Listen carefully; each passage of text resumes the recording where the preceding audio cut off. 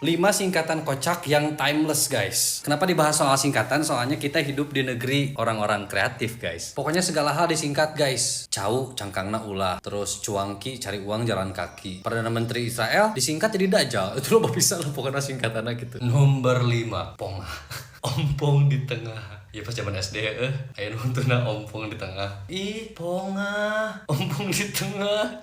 Aqua, pong pong pong pong ponga. Boti. Bonceng tilu. Nomor tiluna Keslita.